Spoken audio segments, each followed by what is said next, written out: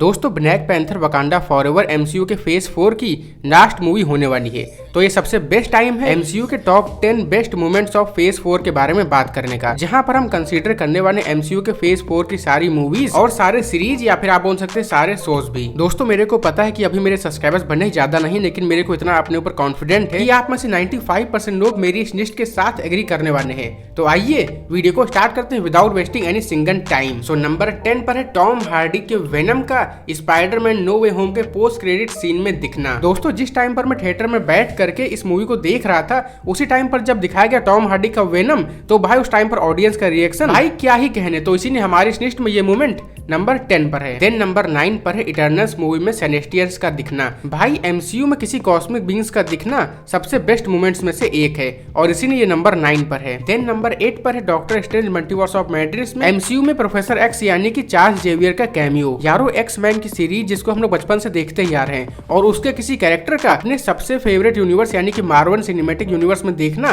भाई मेरे लिए तो सबसे बेस्ट मोमेंट में से एक था। और उससे भी बड़ी बात यह है कि पैट्रिक स्टुअर्ट का ही चार्ल्स जेवियर के रोल में देखना।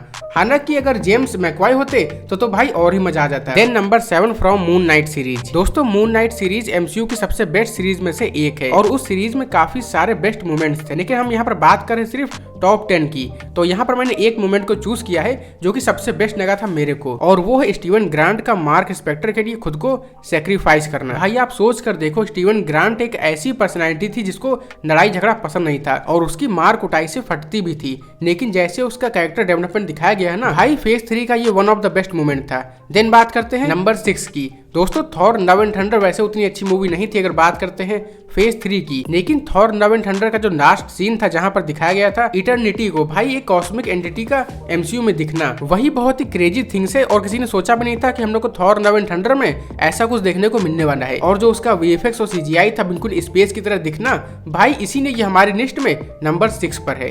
देन बात करते हैं नंबर 5 की। तो नंबर 5 पर जो मूवमेंट है वो है सैंची मूवी से, और जो की है सैंची की क्लाइमेक्स फाइट, यानी कि जहां पर सैंची अपने पिता के सामने फाइट करता है और वो फाइट एकदम अमेजिंग थी, उसका वीएफएक्स एकदम अमेजिंग था भाई, जो फाइट सीन दिखाया गया एकदम अमेजिंग। भाई अब तक की सबसे बेस्ट मूवमेंट में से एक है, पहला तो फाइट सीन और उसके बाद सेक्रीफाइस। देन बात करते हैं नंबर 4 की। तो नंबर 4 पर जो मूवमेंट है वो है लोकी सीरीज से। तो यारो जैसा कि हम लोग को पता है कि एमसीयू की अब तक की सबसे बेस्ट सीरीज है लोकी। तो यारो जैसा कि हम लोग को पता है कि टाइम की कोई एज नहीं होती है और टाइम शाश्वत है, अनंत है, और टाइम की भी कोई एज होती है, ये तो भाई सोच पाना ही एक समझ लीजिए एक अलग लेवल का हो गया। लेकिन लोकी के फाइनल एपिसोड में दिखाया गया है कि टाइम की भी एज होती है और टाइम का एंड भी होता है, और उसके बाद लोकी का अपने ही वेरिएंट के साथ फाइट करना भाई बहुत ही अमेजिंग मोमेंट था वो। इसके बाद हमारी लिस्ट में नंबर 3 पर जो मोमेंट है वो है doctor strange multiverse of madness से, जो कि रीड रिचर्ड्स यानी कि मिस्टर फैंटास्टिक का कैमियो। दोस्तों फैंटास्टिक 4 का एमसीयू में पहली बार दिखना एक अमेजिंग मोमेंट्स में से एक है, लेकिन हाँ वांडा ने जो हार्न किया था मिस्टर फैंटास्टिक का, या फिर आप कह सकते हैं